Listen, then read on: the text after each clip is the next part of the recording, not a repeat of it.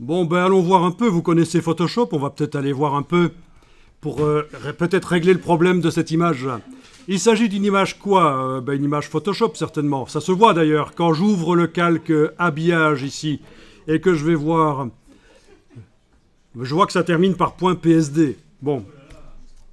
Ou alors, si je vais dans le menu fenêtre, lien, je vois dans la palette des liens le nom de l'image.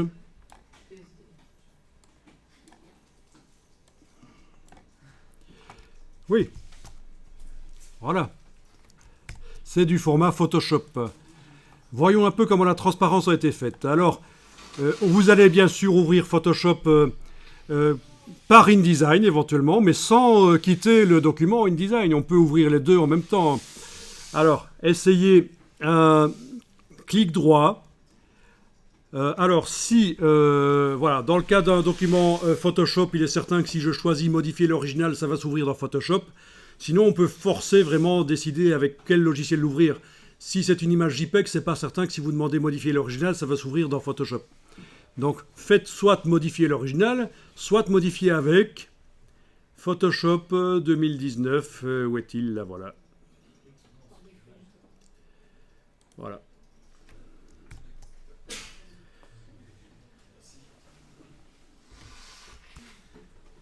Donc, en cas de problème, faites-vous aider. Si vous avez un voisin, demandez-lui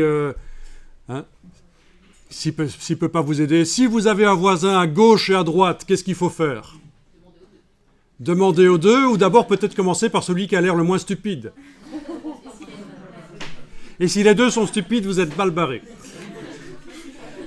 Ceci dit, peut-être qu'ils ont l'air stupides et qu'ils ne le sont pas. Ah ah! Ce sont des choses qui peuvent arriver. Alors voilà, vous êtes dans Photoshop, vous pouvez enfoncer la touche F sur le clavier, vous êtes passé plein écran. Touche F sur le clavier, puis barre d'espacement, voilà l'image. On voit que c'est une image où il y a de la transparence clairement. Alors voyons un peu comment la transparence a été faite. Est-ce que les pixels ont été effacés ou est-ce qu'ils ont été masqués? On va voir ça dans la palette des calques. Menu fenêtre, calque. Voilà, menu fenêtre, calque. Ah tiens. Comment ça a été fait ça? Je vais agrandir un peu les vignettes parce que c'est minuscule. On se croirait chez les hobbits.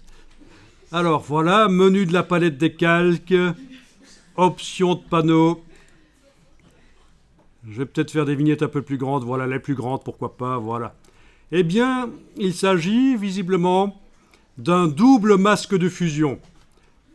C'est-à-dire qu'on a un masque de fusion qui fait cet effet de dégradé vers la transparence pour que les pattes du chien ne soient pas du chelou, ne soient pas visibles parce qu'elles étaient dans l'herbe. Et voilà, elles étaient dans l'herbe et plutôt que de retoucher l'image pour faire des pattes qui ne sont pas dans l'herbe, on a fait un flou vers la transparence. Si vous avez vu sur la mise en page, c'est pas choquant, ça passe, hein.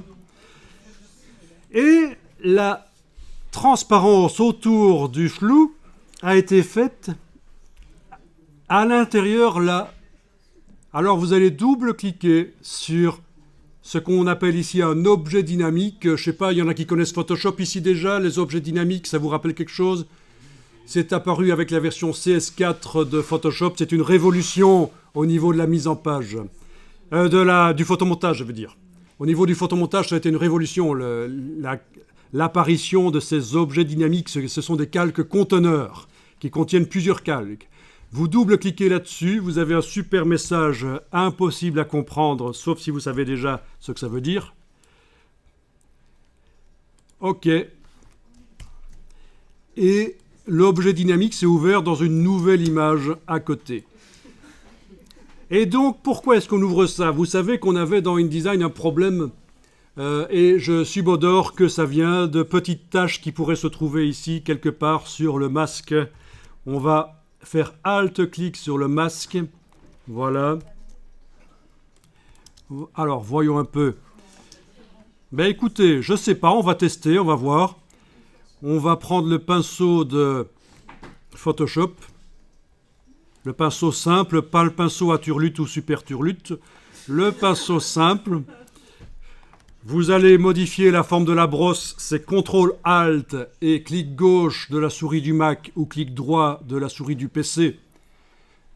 Qu'on soit sur Mac ou PC, c'est toujours CTRL-ALT à enfoncer sur le clavier. Alors si vous avez à la place de ça une croix, vous savez que c'est la touche verrouillage majuscule qu'il faut désenclencher sur le clavier pour avoir la forme de la brosse. La touche verrouillage majuscule, le caps lock pour voir la forme de la brosse. Donc CTRL-ALT, clic gauche parce que je suis sur un Mac, mais si j'étais sur un PC, j'utiliserais le clic droit. Je modifie la taille de la brosse. Je suis bien en train de dessiner avec du noir. Il semblerait. Voilà, je vais cliquer là et voir. La pastille est bien au fond à gauche, là, vraiment. C'est bien du noir. Il est indiqué teinte, luminosité 0%, super. OK. Et vous allez passer comme ça pour essayer de rendre les choses bien noires autour. Alors, il y a des systèmes qui pourraient me permettre de voir les taches s'il y en avait vraiment. Hein. Mais ça vaut peut-être pas la peine. Peut-être que je vais simplement passer comme ça, en espérant que je rends bien tout bien noir.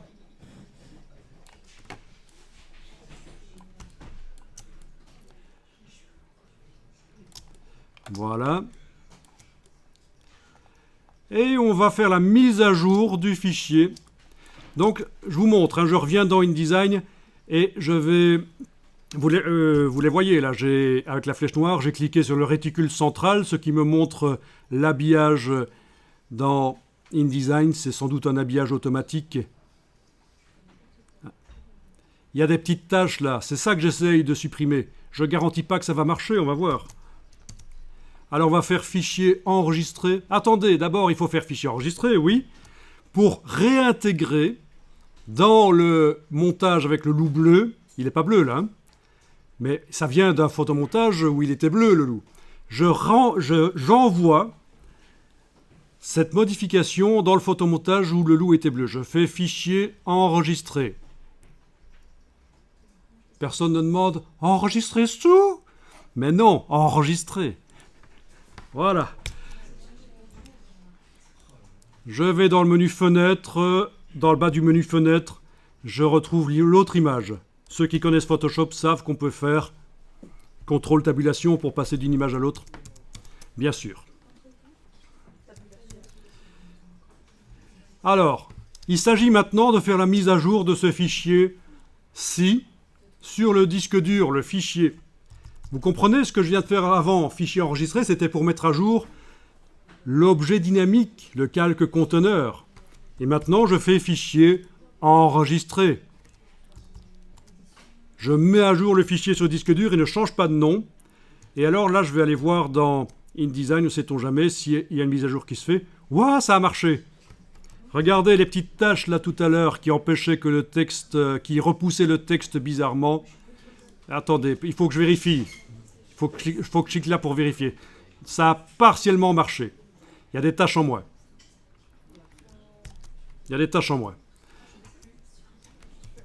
Enfin voilà, vous voyez à peu près le principe. Je vais recommencer ici. Peut-être dessiner en noir plus près du bord là.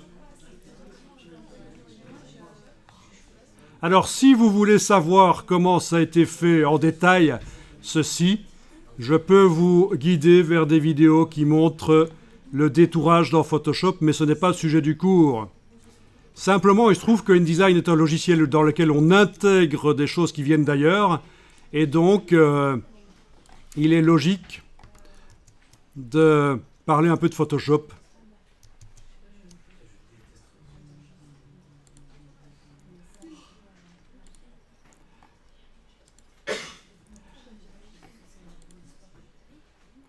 Ah, attendez un peu, parce que dans la palette lien, chez moi, le lien ne s'est pas fait automatiquement. La mise à jour ne s'est pas faite automatiquement. Alors regardez un peu, vous aussi, dans la palette lien. Menu fenêtre lien. Est-ce que vous avez cette petite icône ici? Bon, normalement, quand on ouvre l'image dans Photoshop au départ de InDesign, et qu'on l'enregistre sur le disque dur, la mise à jour doit se faire toute seule. Ça ne s'est pas fait tout seul. Pourquoi? Bizarre. C'est pas grave. Vous avez bien ce lien qui est activé là. Vous avez l'icône de mise à jour manuelle. Vous activez l'icône de mise à jour manuelle, le petit signe jaune ici va disparaître. Voilà. Et qu'est-ce qui se passe à l'image quand on clique sur le réticule? Ah ben voilà, ça a marché. Bon, je sais pas pourquoi, je m'attendais à ce que la mise à jour se fasse toute seule et ça s'est pas fait toute seule, c'est pas grave. Est-ce que vous voyez que vous avez réussi à régler le problème de cette tâche qui repoussait le texte? Il suffisait de petites taches quasi invisibles dans Photoshop, dans la transparence de Photoshop, pour que InDesign les repère et que ça fasse foirer l'habillage.